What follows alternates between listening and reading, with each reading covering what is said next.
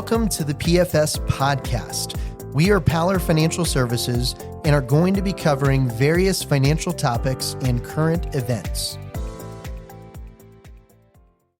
Mark Paler here for Paler Financial. It's January 2025. The team has been going to a number of presentations about the economy, the markets, what's overvalued, what's undervalued.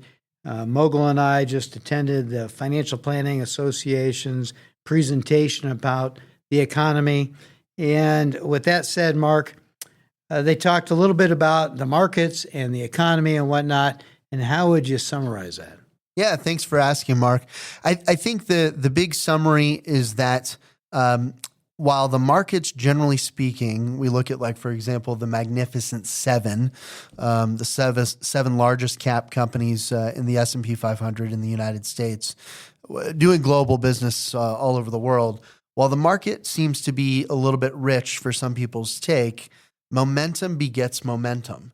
And there's this idea, I think, especially when we take a step back and look at technology and particularly AI, it's hard to believe that there aren't still opportunities, not only within the Mag 7, which are really driving a lot of the growth within the S&P 500, but also just in the broader markets. I mean, there are really significant opportunities out there, heavily being driven by technology, but there's a lot of optimism there. That doesn't mean you want to throw caution to the wind. We still want to be aware of the fact that maybe things are running a little bit rich, but certainly don't want to sit on the sideline by any means, because there's plenty of opportunity out there. Yeah, some things are trading a little high.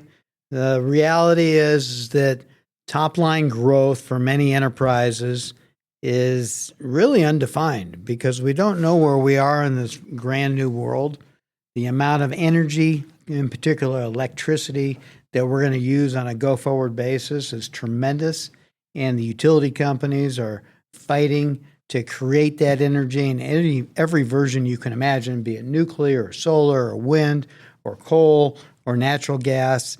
And that is opportunity to be able to support all this computer horsepower, along with Lord only knows how we're going to create things in the future faster, more efficiently, with less failure rate than we can ever imagine because of the computing power of this quantum process that's going on. And the long-term growth rates are outstanding. Now, there are some positions that have not followed the Magnificent Seven that could be bargains, and these things could be paying high dividends. But, there's this thing called a yield trap, and if it's too good to be true, you got to be a little careful. The fact of the matter is that we look at it from a statistical perspective. Not everything is going to fail and go to zero, and so participating in those in a safe way with strong rates could be valuable. One of the things that we've been exploring is a position in good companies that have fallen on bad times and buying their bonds, and they're paying high yields. The particular exchange-traded fund that we've been using is Angel, and that's the Angel bonds, and paying very, very competitive interest rates. And the reality is some of those companies are going to bounce back and be just fine. Interest rates, I think, are starting to normalize, with short-term rates being lower than long-term rates, and that is considered more of a normal distribution. Up until the recent past, it's been a little bit inverted, where the short-term rates were higher than the long-term rates, and that usually pointed to a recession, which we don't see on the horizon in any time soon. So with that said, Mark, what do you think about continuing to invest in the markets the way they are? I'm excited. I'm an investor with a long-term time horizon. I would argue almost anybody has a long-term time horizon if you allocate your account appropriately. But I'm excited. You look at technology, AI, our energy demands. People are buying goods and receiving services all the time, and there's so much opportunity out there. So I think there's a lot to be excited about. I don't think that if we're in a broadly diversified portfolio, with a healthy equity tilt, I just don't know that we need to fear that. I think we can lean into those opportunities and lean into the growth potential. Well, for goodness sakes, think about 20 years ago. Who would imagine that you would place an order on a computer and have a box of whatever you ordered possibly delivered to you that afternoon? Right? It's amazing. I mean, we've got one of the largest Amazon distribution centers just about 25 minutes from here.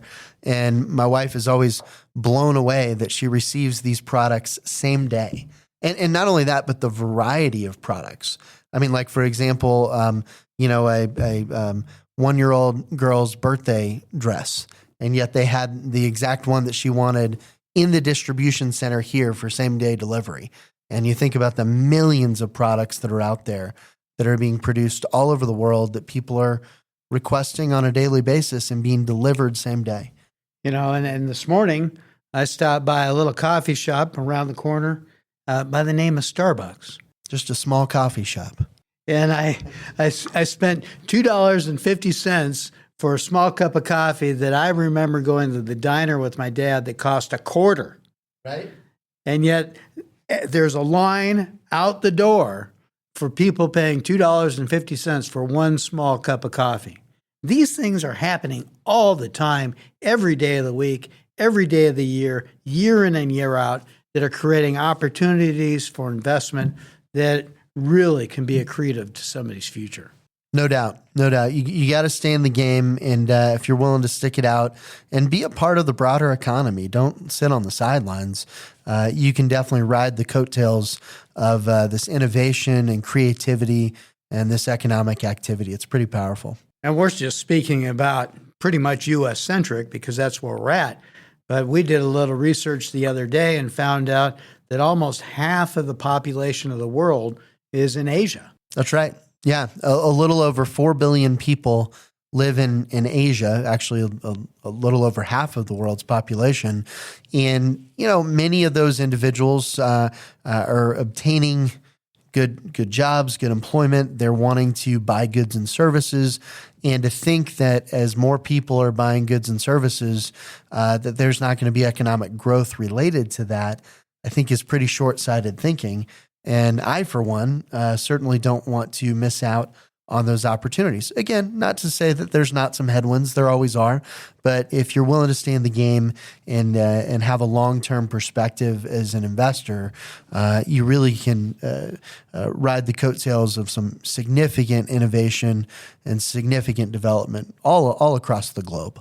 So I'd say that after our visit and some of the webinars we attended, and our debates and our discussions and our research and our analysis, the fact of the matter is there are opportunities out there to make money.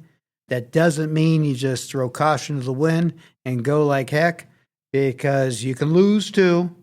But if statistics are on our side, we're going to have more wins than losses. And so with that, let's stay in the game. Remember, you can't win if you don't play. Got to swing the bat. The information presented is not intended to constitute advice. We relied on sources we believe to be bona fide and accurate. Each person is responsible for exercising independent judgment in determining whether the information provided is appropriate for themselves.